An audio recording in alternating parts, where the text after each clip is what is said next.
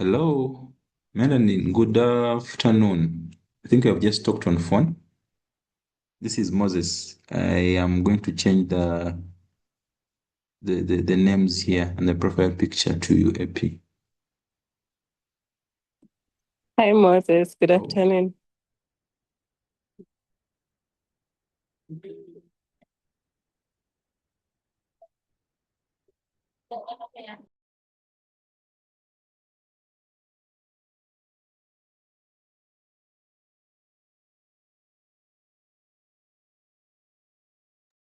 Okay. I'll put people in the waiting room for now for us to discuss a few things in the next 1 minute, probably. Um, the, the yeah. So I'm going to mute everyone to make sure that no one unmutes. And the one who wants to speak, they will just raise their hands. I'll be able to ask them to unmute. The recording is available. I don't know what else participants need to know during this meeting. I think that's what they need to know. Anything else? No, I got it. Yeah. Yeah. I'm going to make you a co-host so you'll be able to unmute and mute when I make others unable to unmute.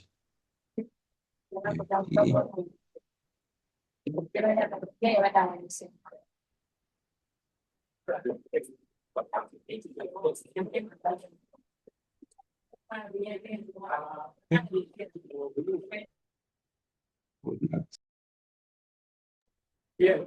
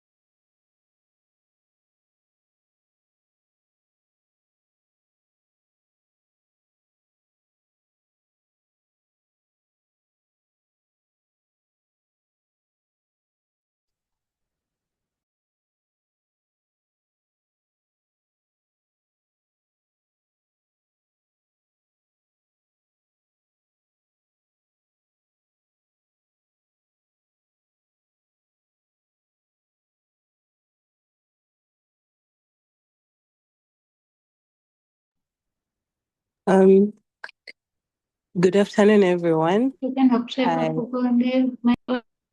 I hope that we are all well.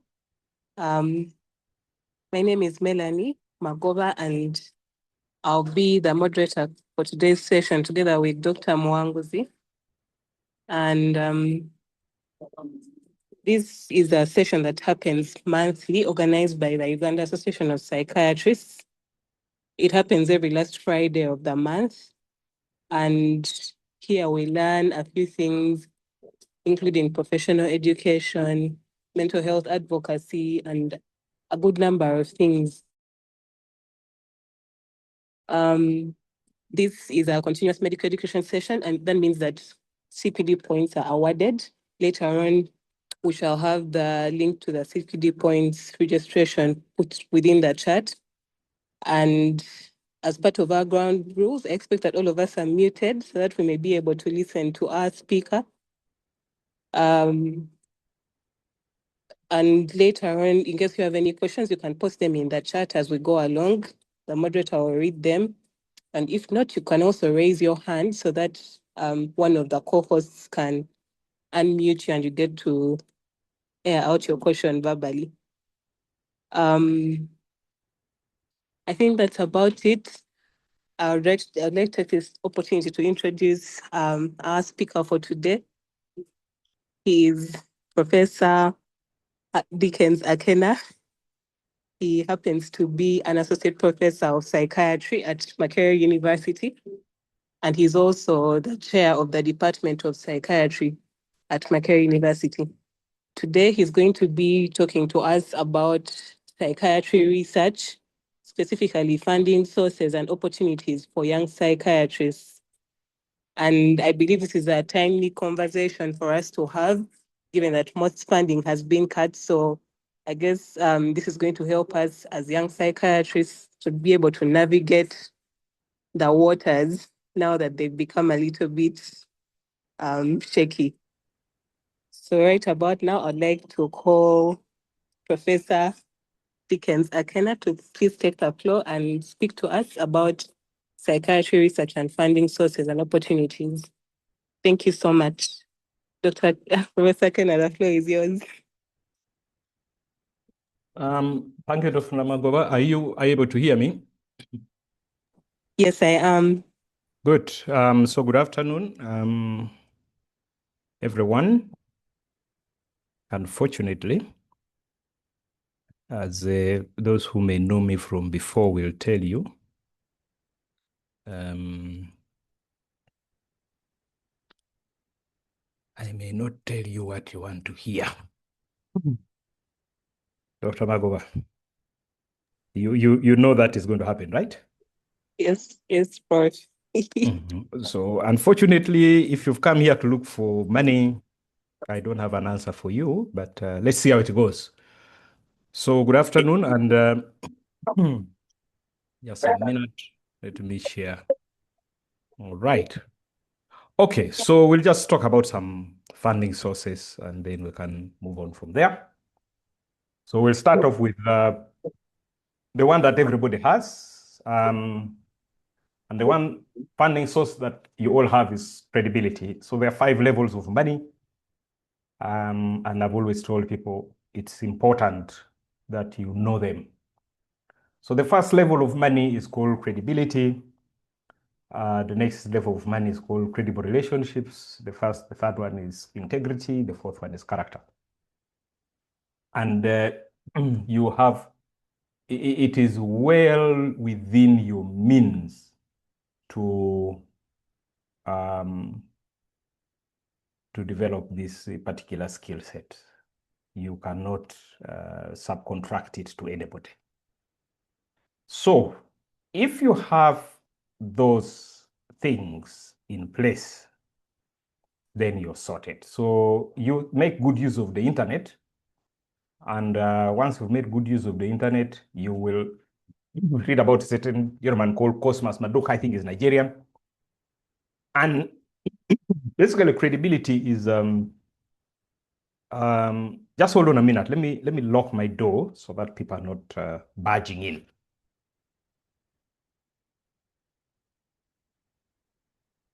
Look at it.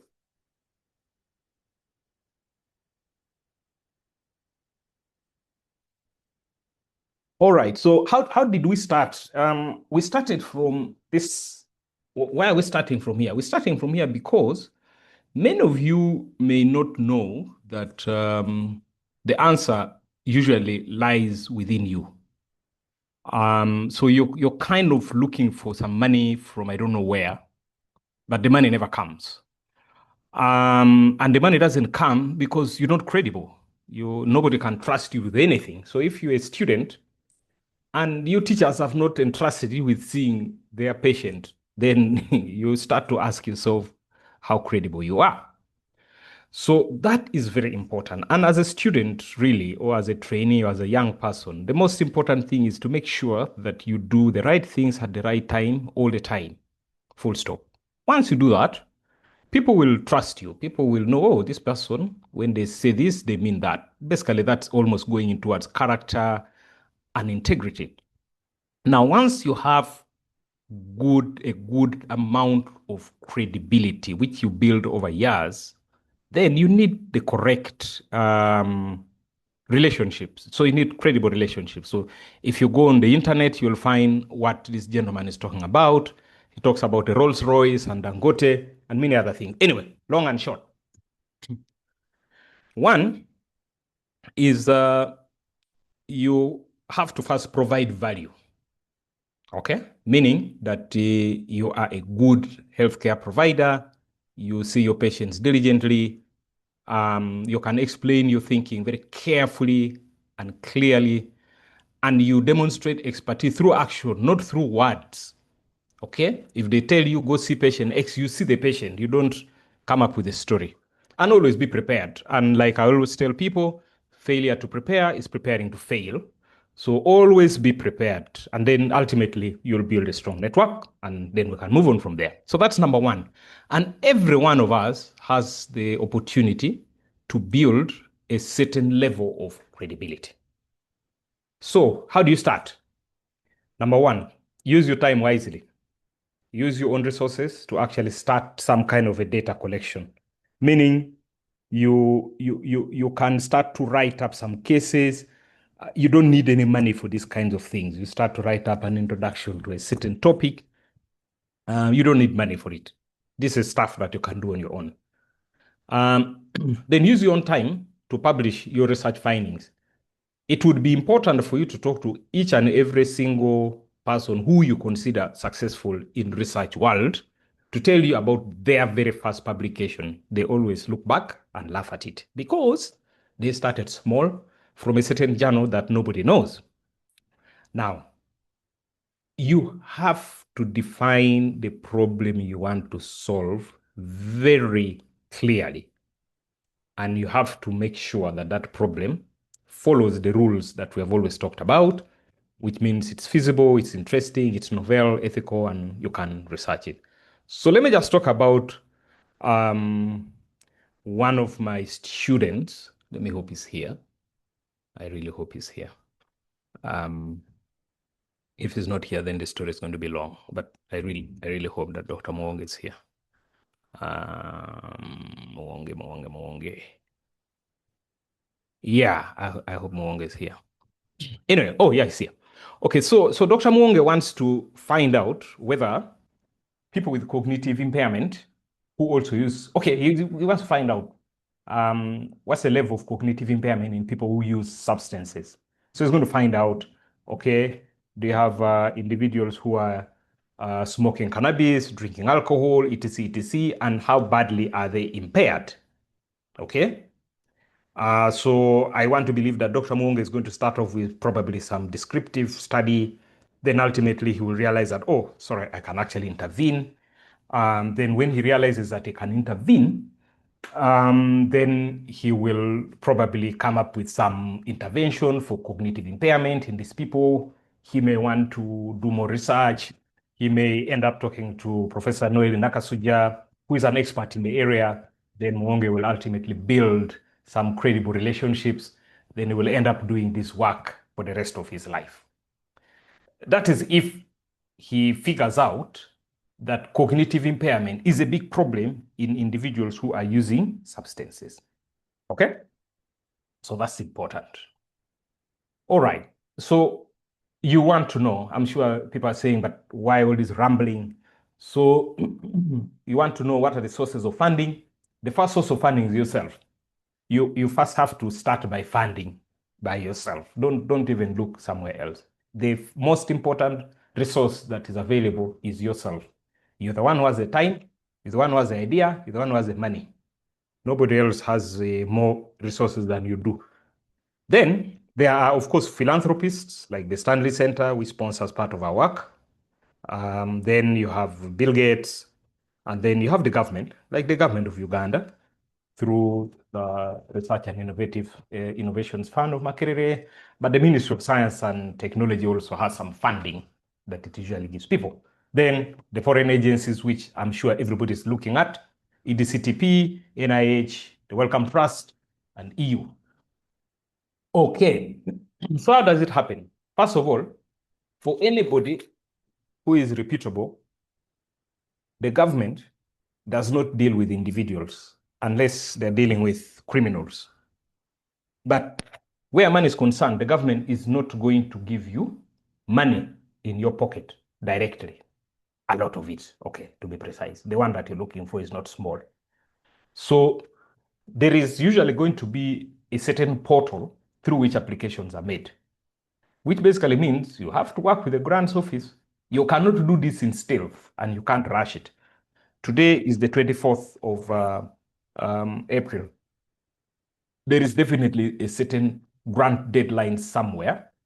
So don't go to the grants office with your Word document, nicely done proposal, and tell the grants officer, now I want to submit the grant now. The whole process of a grant submission takes a long time. The actual process of a grant submission takes a long time. So if you've worked with the proper entities, the grants office will tell you, we want your grant a week before the deadline. So if the deadline is on the 30th, they say we want the grant on the 23rd, which is today. No, which is yesterday, basically. So then they take time to submit because sometimes the grant bounces. And as fate usually has it, grants that are submitted on the day are unlikely to succeed because everybody is trying to submit on that day and the system sometimes crash. But also, the people can throttle the internet intentionally to just reduce the number of applicants. So now you have a problem that you want to solve and you need money. Okay? Then now look for the agency that has the money to do that kind of work. So we start off with the Wellcome Trust, for example, which is now saying that it has a lot of money for mental health. So if you use the internet correctly, you go to welcometrust.org, then look for, research funding opportunities, and then you'll see career development awards. I mean, each of those things is important. Now, some of you will go and click on mental health, and then you'll come across that call that has been there for a while, which is anxiety and depression and psychosis in young people.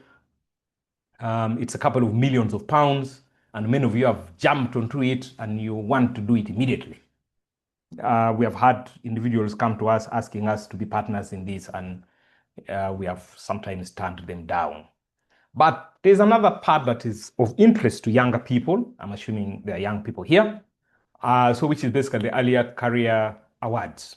So now you know that I can go to the Wellcome Trust Wellcome Trust website, and then I can look for this funding because I'm doing work in this area. Of course, when you reach there and you're doing work in substance use and you realize that the mental health theme is largely just for anxiety and depression, you cannot force them to take your work on substance use. So that's probably not a very wise thing to do. But also, you can go to the Americans, and let's assume that you want to study Alzheimer's disease, like my boss, Dr. Nakasuja. So you go there and you say, oh, I want to figure out some.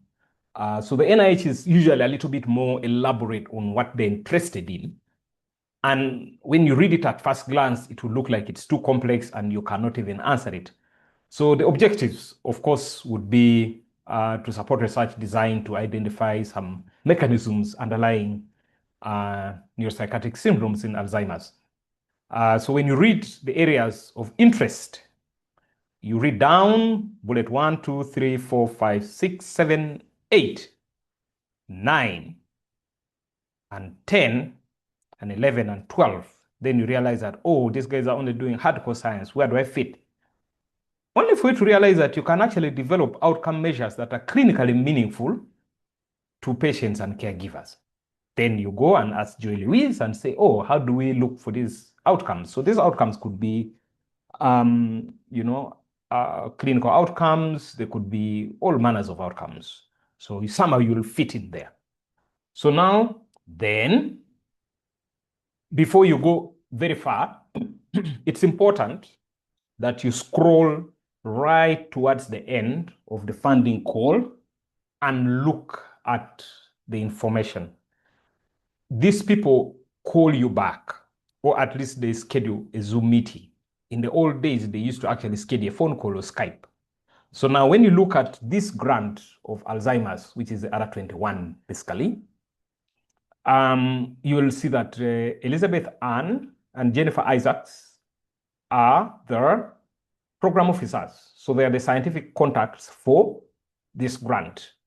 So they are the ones who are going to tell you, oh, your idea is a brilliant one. It can work here. It cannot work here. But then Robert Monk and Jenny Smits, those are the people who are responsible for grants management. So they're going to help you with your finances and budgets, etc., etc. It is important that you make some kind of contact with these individuals. For the other NIH, for the other Wellcome Trust grant, there's more information about that scheme. There are webinars. You can go in there. You can ask questions. Then you can figure out whether or not the idea that you're interested in will fit. I can tell that some young people at this point are saying, but these people are going to steal my results. I mean, they're going to steal my brilliant idea. Okay, they may, but usually people are not very interested in stealing other people's ideas because you do nothing with it in the bigger scheme of things. Okay, so once you're done, then you now go back to the website and now read carefully the purpose and the goal and the eligibility. So of course, like the NIH will tell you what is the funding, the opportunity, what is it about, what are the goals, and then you basically have to figure out these goals. You need to read this thing. The NIH document that describes their grant requires many days of reading. You cannot read it in one day because it has a lot of information, which is useful. If you don't read that information, you are going to be doomed. Then please make sure that you are eligible or you are not eligible. So usually there's a little fine print at the end which will say non-domestic entities are eligible or non-domestic entities are not eligible. So a foreign organization basically is any organization that is out of the US, like the Makerere University, Butawika Hospital, whatever the case may be. So now you've read the purpose of why the Americans want to study Alzheimer's using that grant mechanism, or why the British are interested in studying anxiety and psychosis. You've read it, you know that you're eligible, you also know which direction it's going, you have met with the program officers, and it all looks good. When you're done, then please take a second look at the funding call. Again, look at the eligibility criteria. Look at the institutional bottlenecks. The granting agencies may require you to submit certain documents that you do not even know where they are. So the Americans will ask you to probably submit a document about the audit of the College of Health Sciences or Makerere University from a reputable organization like KPMG. You're not going to go to KPMG to look for that document. It's not there. That document is somewhere in the university. It's there. Somebody's going to give it to you. But you have to know how to request for it and get it. Okay? You have to assemble your letters of support and you need to know which documents to submit.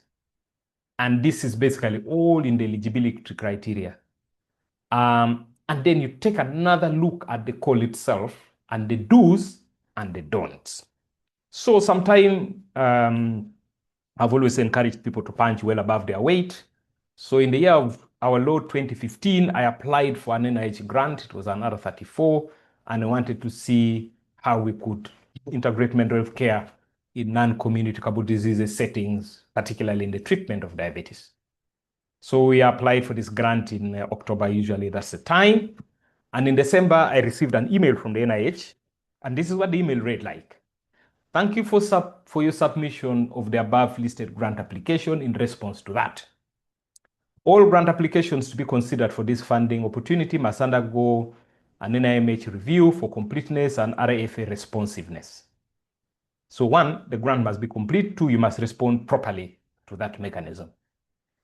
The evaluation was completed and the submission was determined, and it unfortunately determined that the application should be withdrawn due to an inappropriate use of appendices, which was deemed an egregious violation as per that. Please contact the scientific officer noted below to get specific reasons for the non-responsiveness determination on your application.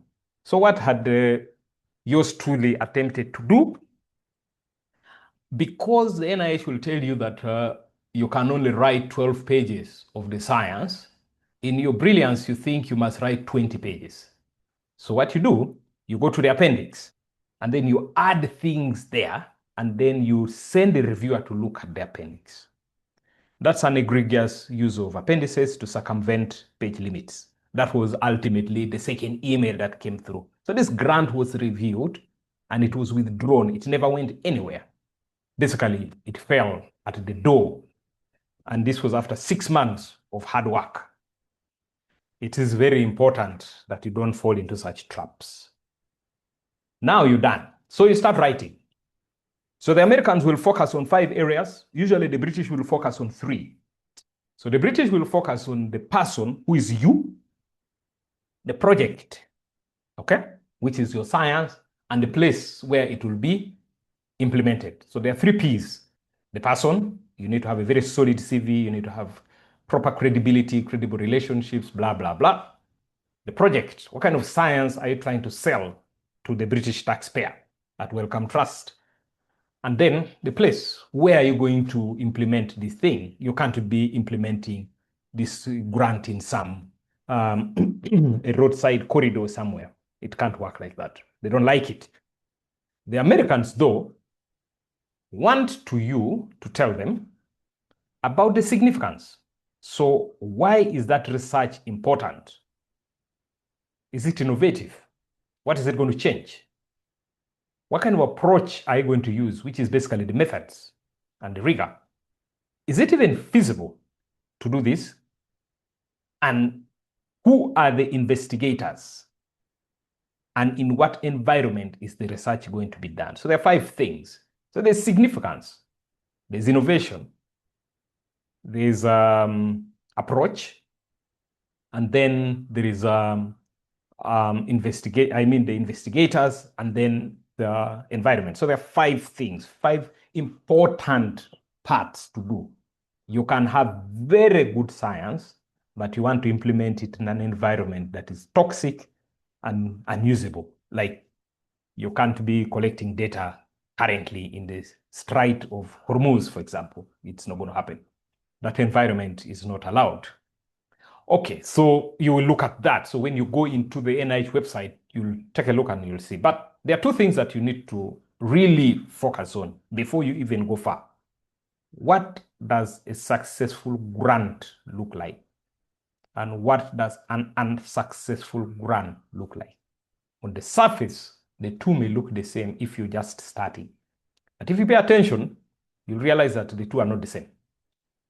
There's a big difference between a grant that was successful and one that was not successful. And this process of an NIH grant does not rely on luck at all.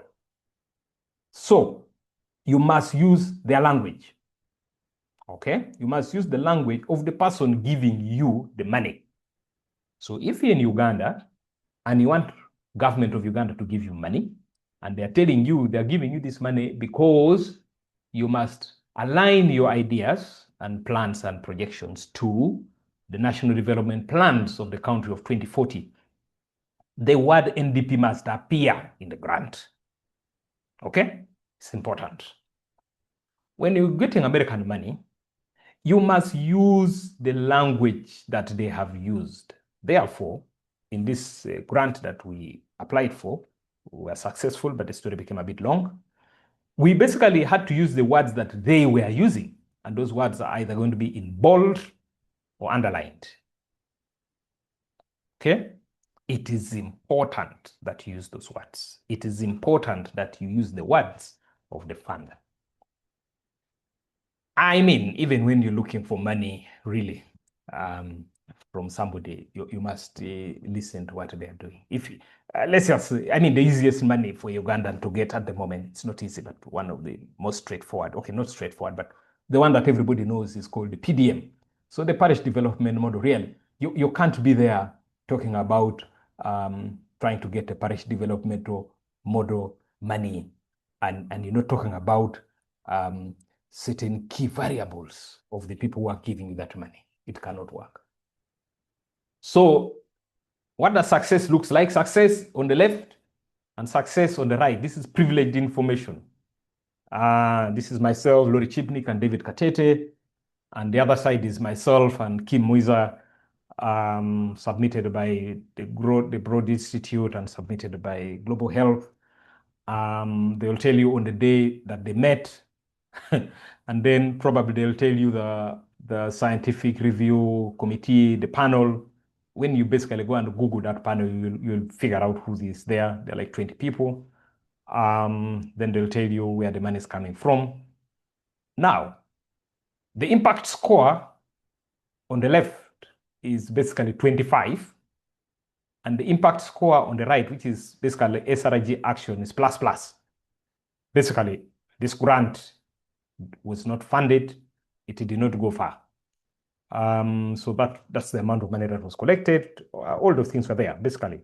So there's one grant on the left that was successful and one grant on the right that was not successful. It is, of course, usually painful if you don't get these grants, because sometimes you spend a whole year trying to write it and you don't get it. So you now, where do you want to start? You the young people. Usually, training grants are the best because they give you a full salary and some stipend. They give you an opportunity to grow and experiment. They improve your credit score, basically improve your credibility. But of course, you can't live on this forever. Like, I can no longer apply for a training grant. So what are some of the myths? The myths, number one, is that the PIs are rich. Of course, the fact is that this is not correct. PIs are expected to have full-time positions and give a percentage of their time to the grant. Some people are just generous. That's why they look like they're rich, but they're actually not. Of the money, you don't get the money in your pocket and decide what to do with it. So the PI does not get NIH, Wellcome Trust, EDCTP money in their pocket and then decide to hire and fire. It doesn't work like that. That money goes through an institution. You get grants because you're the boss. Well, that's not true. Grants agencies never mark you based on who you are. Otherwise, all professors would be very rich, and all assistant lecturers would never have a grant. So that's it for now. So avoid fraud. So fraud comes in many ways. So when you go onto the NIH website, you will look at people who have been investigated and considered to be fraudulent. So there is a certain Dr. Daniel Andrade who was found to have cooked some results and submitted it and used it to win an NIH grant. Usually this comes with the heavy penalties. And when they have come with these penalties, the penalty basically ends up, you end up in a situation where you cannot apply for that money anymore. So in 2025, there were 2 people. In 2024, there were many. Like, the list is long. Then, of course, there's also, this information is available on the internet.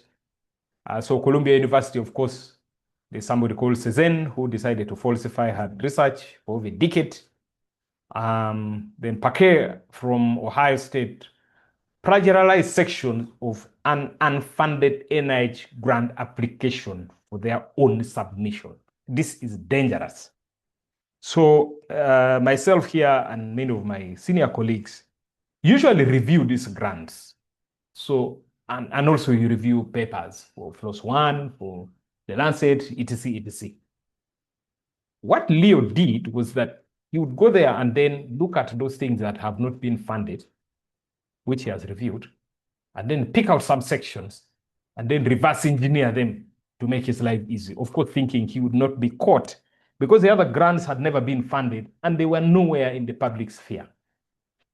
He was caught. The story ended badly. Dr. Poole decided to fabricate data while working on a project, and this cost him dearly. Now, you wanted to know something about entrepreneurship, according to what Dr. Nawire sent to me, and this is basically content creation. You can create content and make money as an entrepreneur. You can go into podcast business. You can go into online mental health care services, and you can harness the power of AI. And you can use your brain and the internet for good use. Thank you so much. I'm supposed to have talked for about 30 minutes and then stopped, and then we can proceed from there. And then I can now go back to the good Dr. Magoba, who is the moderator.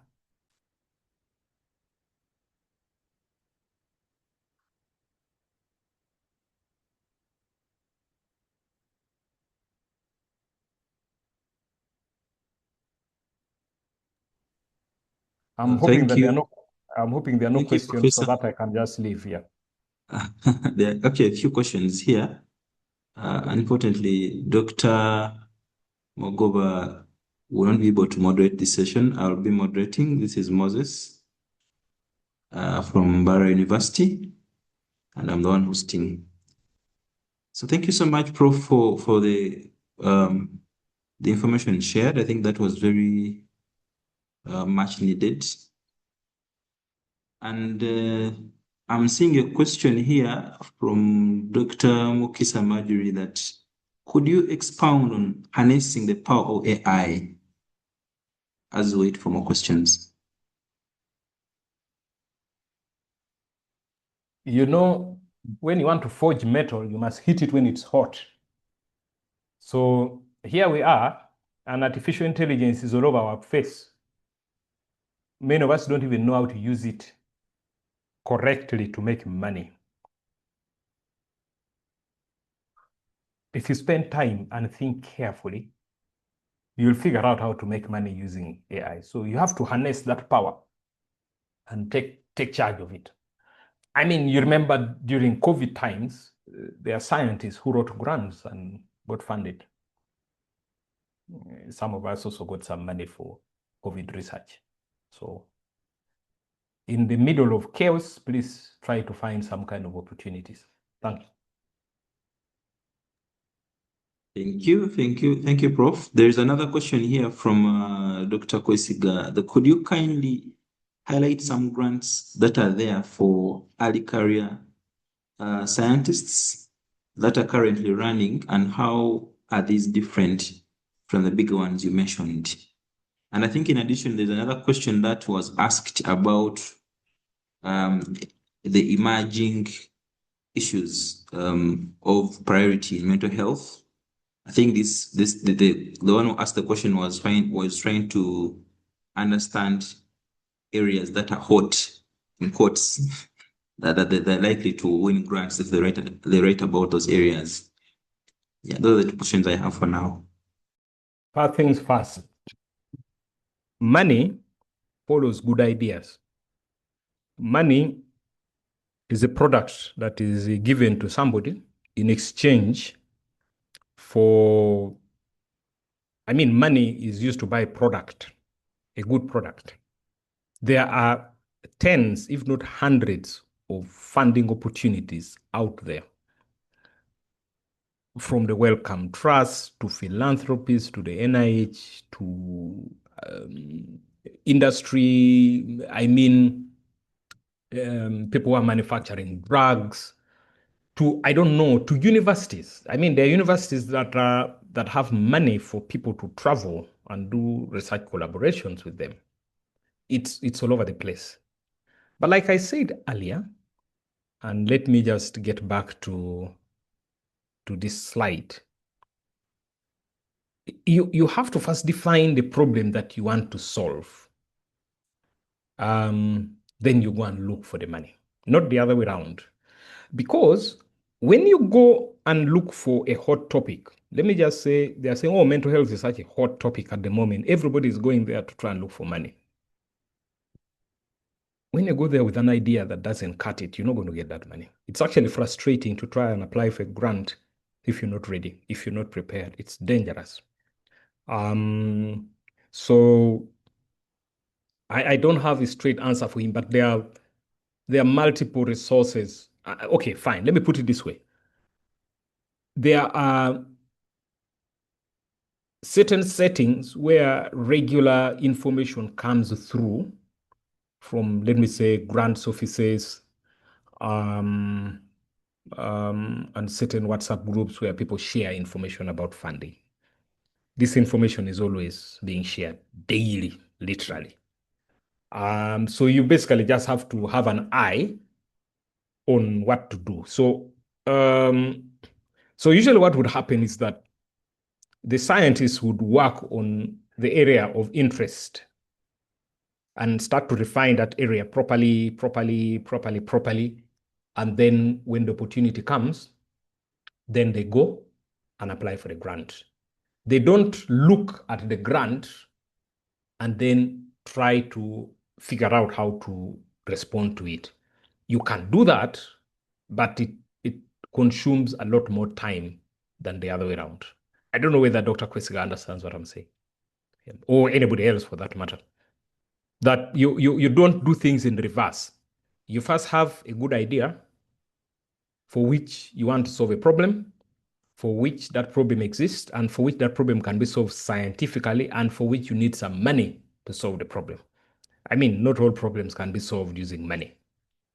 Then you go and ask for the money. Thank you. Thank you so much, Prof. There is another, yeah, Kwesiga as understood, I'm saying a thumbs up here. There's another question that was really inquiring for opportunities, because it seems capacity needs to be first built for one to attempt to go and apply for a funding opportunity. So they were asking for opportunities for training in research and opportunities for mentorship, whether there are opportunities available in Uganda here. There are opportunities everywhere. It is just that the closest that ever happens is that somebody gets to know that, let me say, there's an exchange program between Yale University and Makerere University. Most times we would know about these kinds of things. So you could go onto the website of Yale and find out that they want to do some exchange programs. And then you can apply for them and get there. But in Africa, for mental health particularly, it's important that the people look at the website of the University of KwaZulu-Natal. They usually have, through the AGMHI, it's a mentorship group where people teach others how to write grants and many other things. You can apply for that.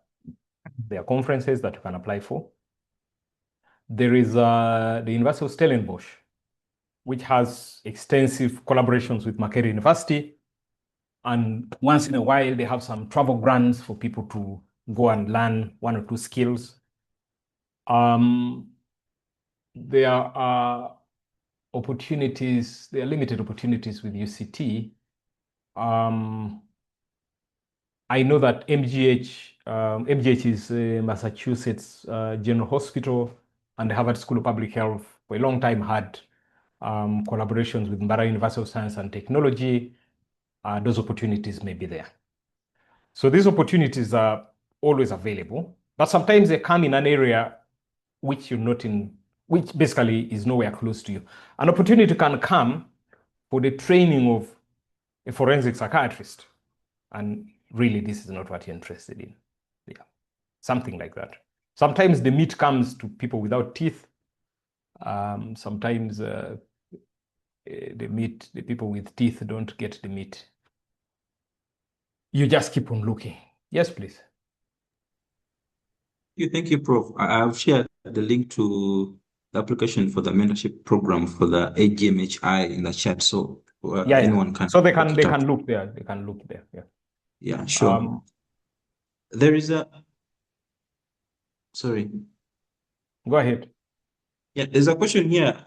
One was asking for approaches. Always one could compensate themselves on final projects where the PI salary is not provided. And then another question here, they're asking for best practices for documenting research awards on a CV, awards and grants on a CV.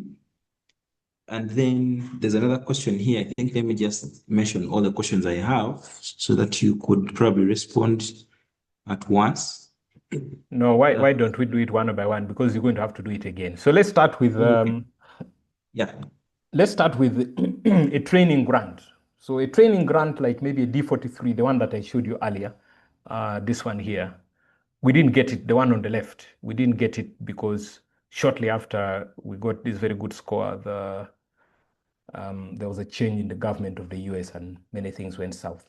So that training grant didn't have salary for the PIs. So many training grants don't have salary for the principal investigator. They actually just have money for training. So a lot of the fellowships and PhDs that people get, the PIs actually are not necessarily on a proper salary. They can get a small stipend here and there, but usually it's very small money. Now, on a grant, if I am teaching students in the Department of Psychiatry and doing research and seeing patients, the government of Uganda expects me to give this job 100%. The American government is aware that I'm giving the government of Uganda 100%. When I apply for the grant, they'll ask me how much of my time am I going to give up so that I can deliver some kind of supervision or take care of the science. So I write to them, I say, I'm willing to give 10% of my time or 20%. In some cases, the PI needs to give 20%. So when you're giving 20% of your time, basically you're saying for 1 day out of 5, I will be doing nothing but this grant work. So your salary will be calculated as 20% of what Makerere would pay you. And that's what you're supposed to get from that grant.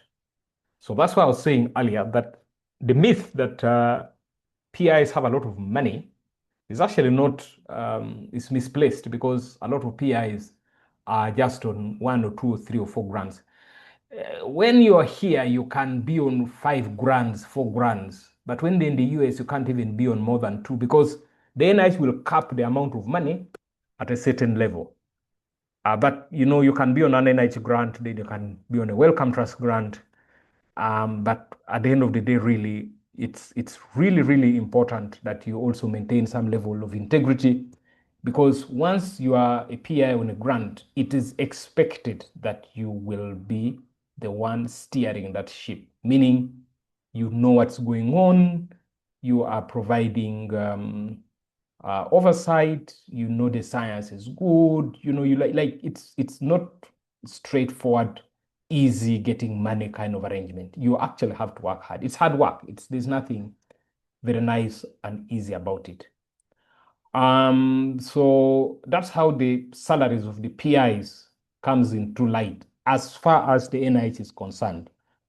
The other agencies, usually it's still going to be the same. You still need to give up a certain portion of your work. Then, of course, you write to the university and say, you know what, I'm going to appear on this grant, and because of this grant, I'm going to get some overheads to the university, writing these papers. The university's publication count will increase, and the rankings of the university, etc. So the university is usually happy that members of staff are PIs. Yep. What was the next question again? The next one was asking for the best practices for documenting research and grants on a CV. So okay, the best option is to just look at a CV that is already in existence, and then you can tailor your CV based on that. The NIH does, the American government and the NIH does what they call a bisketch, and it's usually just 5 pages, 4 or 5 pages, and there are critical sections that must be filled. So you must tell them where you trained from, the kind of grants you have, how you've changed the earth and the world based on your grants, a link to your publications, because if you have 200 publications, you cannot put all of them there. And then you tell them which grants you finished and which grants are still ongoing. 5 pages, no more than that. Other CVs, other people can have a CV of 100 pages. So they include everything that they've done in the whole of their life. Yeah. So please take a look at a bisketch. Actually, when you go onto the website of the NIH and type the word bisketch, you will see a template of it and they will give it to you. Yeah. Yeah, thank you. Thank you so much, Prof. There is another, these are some of the other expectations, and one was looking for to know more about the funding landscape, or the current funding landscape in Uganda for mental health. The landscape is an interesting one. On the surface, people say mental health has a lot of money, but some of us have been here for a while, and we look for it and we don't seem to see it. I don't know whether they are comparing the boom that it is right now with the lack of money that used to be there in the past, and they're saying, oh, now you have more money than you used to have in the past. But it is still the same thing. For every single grant application or opportunity, usually there are hundreds of applicants, and the resources for those grants is always limited. You're not going to get more than $1 million if the funding cap for that grant is 500,000. So the Americans, for example, will tell you, we want to do some work here. We are allocating $10 million, and you're only going to get this amount, and we're going to distribute it among 10 grants. The Makerere Research and Innovations Fund, for example, has a fixed amount of money that they would get from the government, and they would say, we are going to do this, but this is the amount of money we had. So I think in the last RIF, there were over 400 applicants, and the people who got the grants were like 80. I remember for mental health, literally everybody in the Department of Psychiatry applied and got a letter of support. Well, not literally, but like 5 or 6 people applied for the grant. I'm not so sure whether any of us got, apart from 1 or 2. So even within the Department of Psychiatry, if 10 people apply for the grants, maybe 1 or 2 of them will get it. So that's what the landscape looks like. The landscape is vicious, volatile, and competitive, if I may summarize it in that way. Ultimately, cream will always rise to the top. The ones with the brilliant idea will get the money. The ones without the brilliant idea will unlikely get the money. Okay. Yeah. Anything else? Thank you, Prof. And I think those who have questions, you may raise your hands, and I will be able to give you an opportunity to unmute and ask them before we close the session. So there's a question sent by Professor Noel in here that what does the current terrain for NIH funding look like given the recent administrative changes? The NIH terrain is very volatile at the moment.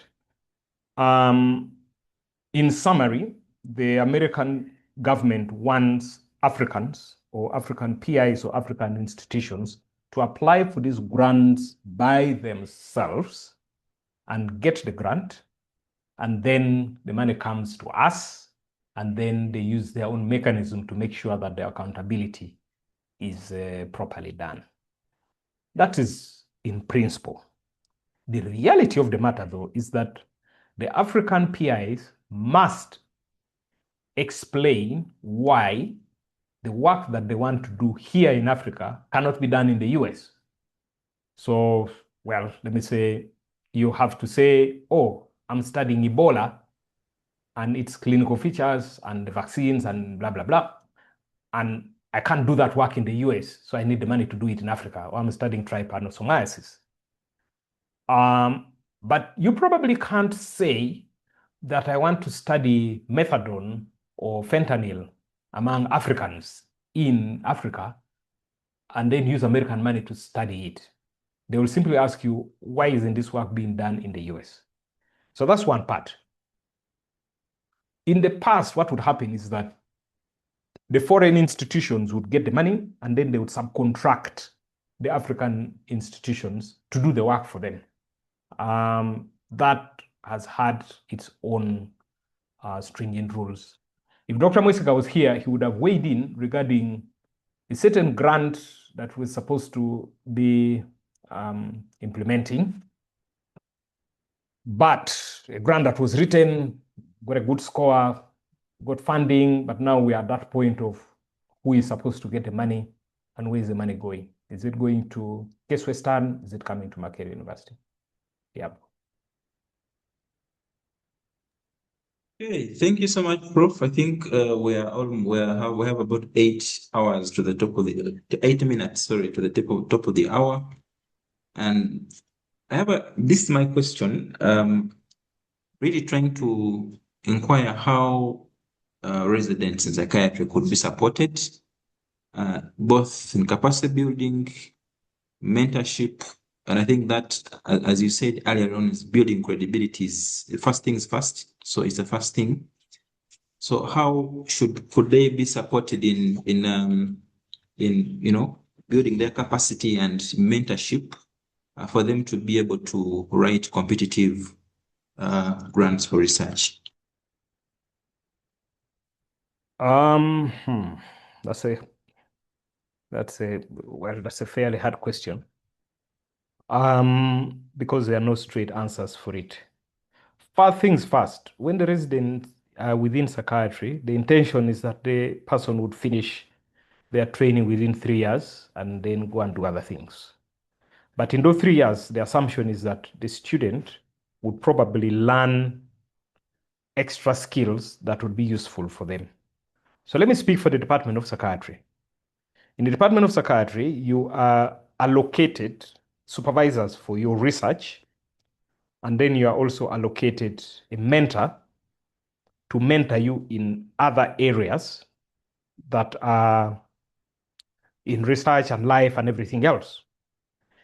The intention is to basically broaden and widen the horizons of the student so that they know more than just the research that they're getting into. The encouragement, though, also is that when the student has done their thesis or they're doing their thesis, they somehow should publish that work. So there's a whole course at Makerere University that basically is called manuscript writing. The assumption here is that this work that you have done for your master thesis will end up in a peer-reviewed journal. And that usually is the beginning of the journey towards research and research career. That process may look very straightforward, but it has multiple facets to it. The student must be really enthusiastic and interested in being mentored.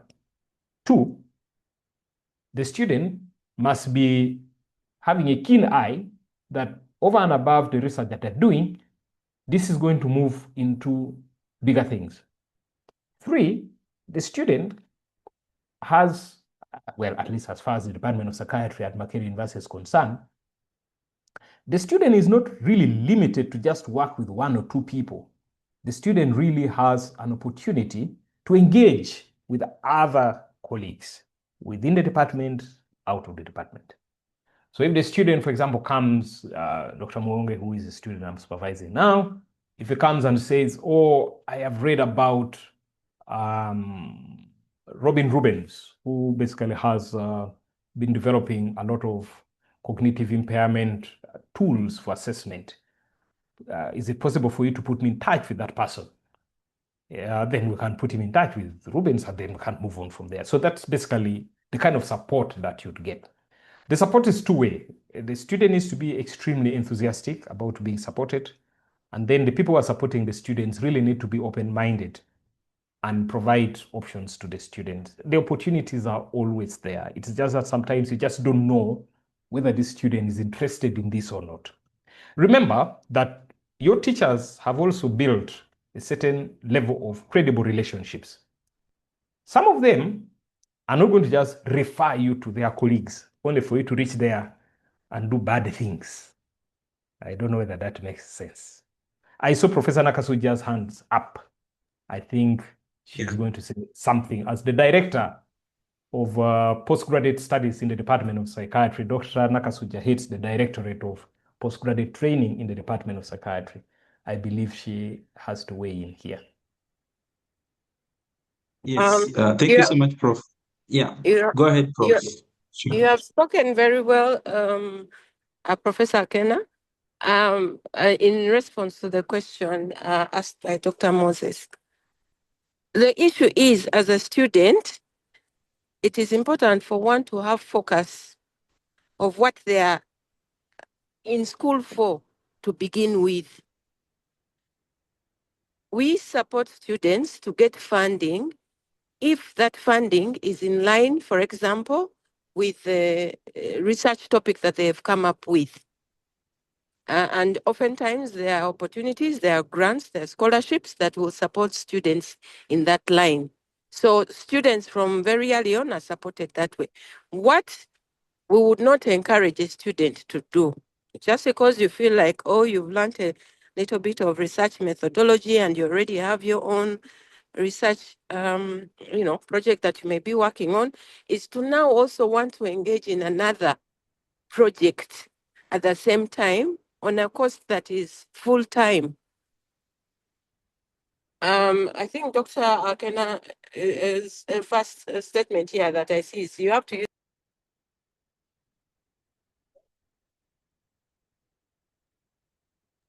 Hey, Prof, you've muted yourself. Oh, sorry. You have to use your time wisely. Yeah, use your time wisely. Focus on what it is you're supposed to do. If you're to get funding, you get funding in line with what you're doing at the moment. And then as soon as you're trying to, finish off with the course, should you see grant opportunities that will now be executed after you're done with the course, having, of course, excelled in whatever it is you're doing, that, again, you're not going to have retakes, we will still support you. If we see something, we will point it towards your direction. If you see something, you can ask your teachers to, as Dr. Akena already mentioned, to get a reference letter or whatever, all the other grants opportunities that he talked about. So the support is there, but there is no straight money that will come to students just like that, unless if it's a scholarship. Over. Thank you so much, Prof. Thank you so much for the submissions. I think it's very clear. Thanks so much, Professor Akena, Professor Nakasuja.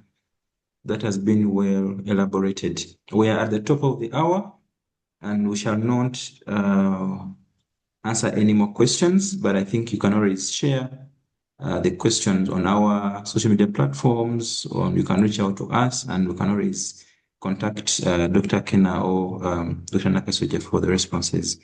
This ASEM is organized by Uganda Association of Psychiatrists.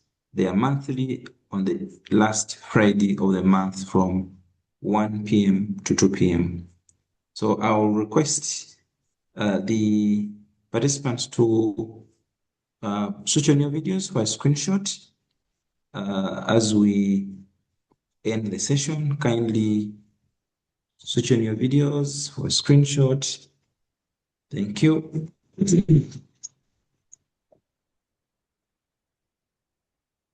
Thank you. Thank you.